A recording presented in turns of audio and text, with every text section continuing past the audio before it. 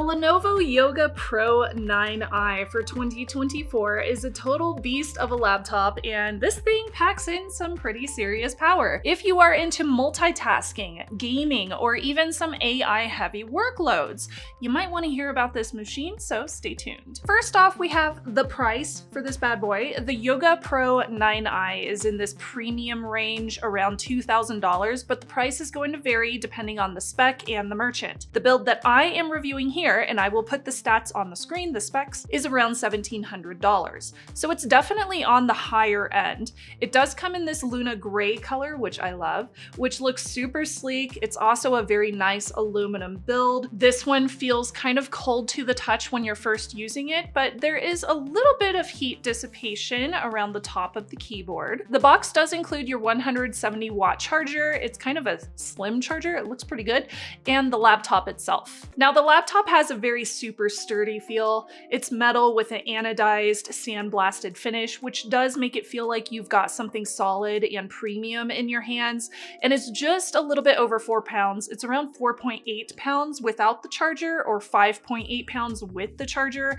It is surprisingly portable with how much power is packed inside of this thing. It's certainly not the lightest laptop that I've tested, but it is pretty good, especially when you include that charger for a 16-inch size, and it's something that you can game on. So those are some considerations to put in there. It's also only 0.7 inches thick. I noticed this immediately when I took it out of the box. I was like, wow, this is really thin for a 16-inch laptop. So it's perfect for if you want to slip this into a backpack whenever you're on the go.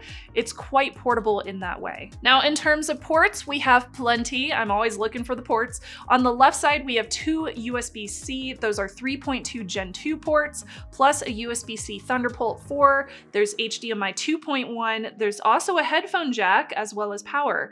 On the right, there's two USB-A ports. So you got those legacy ports. You also have an SD card reader. Now the card does stick out a little bit when you put it in there. It doesn't slide all the way in and then click back out.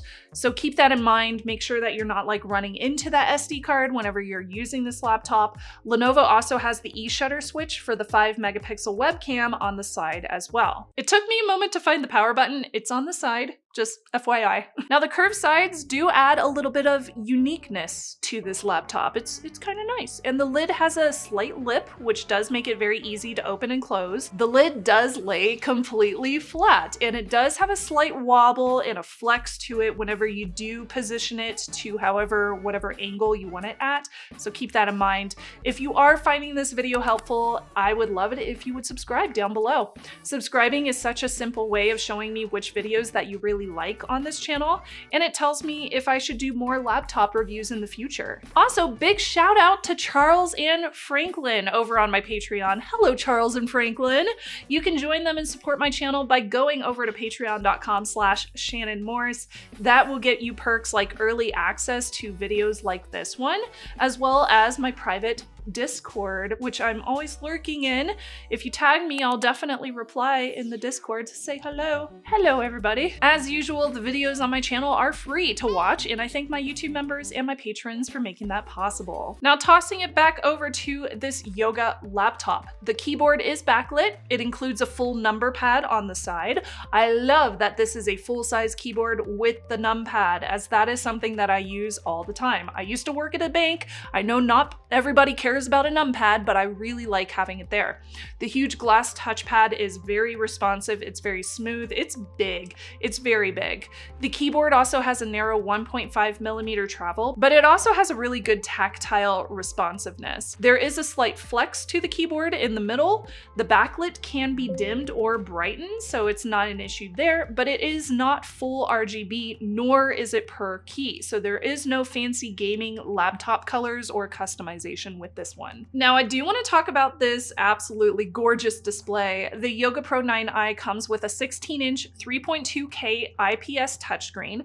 That's 3200 by 2000. It's got a 165 Hz refresh rate and excellent color accuracy. It is glossy, but it's not in an annoying way. It is also anti-fingerprint and eye-safe certified. The brightness does max out at 400 nits on my review unit. Viewing angles are really great. You can see the display really clearly, even at the sides if you're moving around a lot. If it doesn't break the bank though, the two more expensive models come with the mini LED displays at 1200 nits brightness, which I would consider to be a worthy option if you really want to upgrade. With Dolby Vision and HDR 400, everything looks really sharp and very vibrant. I was watching YouTube and streaming some Netflix on this, and it looks like a nice little mini theater. It's really gorgeous. Like, the blacks are very black, the colors are really vibrant. I thought it looks beautiful. 4K content is really crispy, beautiful to watch. The games look absolutely stunning on this thing. Even though it's not marketed as a gaming laptop, you can use it as one. It looks good. I also really love that I can lay this flat and every single model comes with a touchscreen feature too.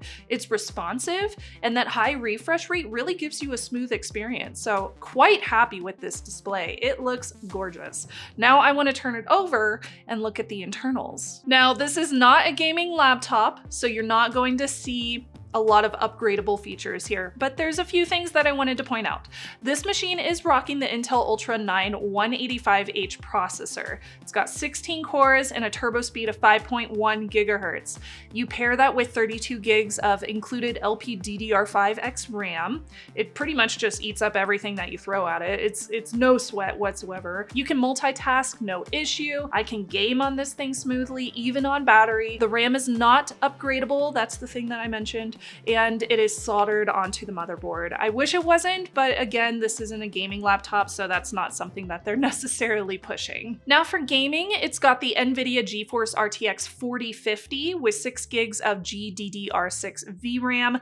It's not the top of the line, it's not the best gaming performance that you can get in a laptop, but it handles all of the different titles that I was throwing at it pretty smoothly, especially if you're okay with tweaking some settings and kind of lowering the resolutions on a few different things. The AI boost feature does help optimize the performance depending on your tasks. So even if I was playing games on battery, it was not overheating and it did not sound like a jet airplane. A lot of times when I'm reviewing gaming laptops, I do get that jet airplane fan noise, and this one really doesn't give you that. Still gets kind of loud, but not at that point. The thermals seem very, very well balanced in this machine, and it handles powerful usage really well. Now, storage-wise, you have a 1 terabyte fast PCIe 4.0 NVMe SSD storage with an extra slot for upgrading, so you can upgrade that.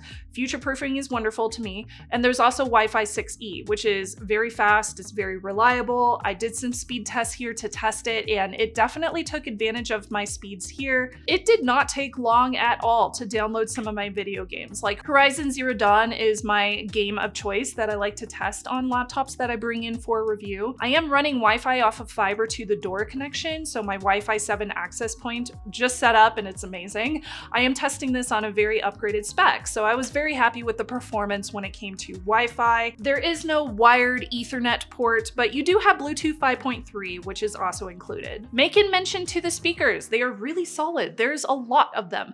Dolby Atmos means that you get this very immersive audio experience. I was quite happy with the audio here whenever you're listening to music, watching videos, or playing some games. There are speaker outputs on the top next to the keyboard, so you get really, really nice immersive audio. It's not muffled in any ways, it just sounds really wonderful. And for laptop speakers, they are surprisingly punchy. Battery-wise, you're looking at an 84 watt-hour capacity. Now, Lenovo claims that you can get around 10 hours of use, and in my testing with a mix of productivity, video streaming, a little bit of gaming pushed in there as well, I got close to that. I got around 8 to 9 hours on average. Now that's going to significantly decrease if you are playing a lot of games, or you're doing something that requires a lot of processing power, like editing a 4K video and exporting a bunch of stuff, down to about 5 hours, which is not bad on the low end when it comes down to it. The 170 watt charger is also really speedy,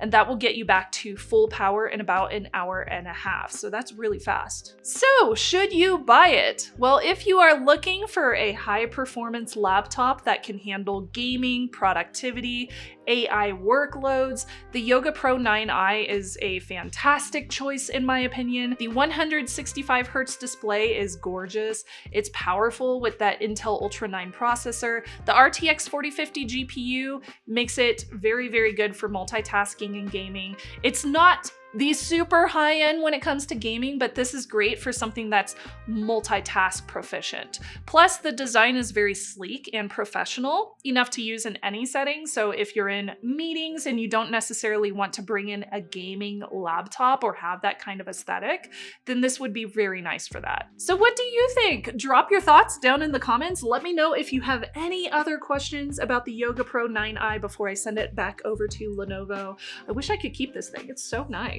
Don't forget to subscribe if you want to see more laptop reviews on my channel, and I'll see you next time. Bye, y'all.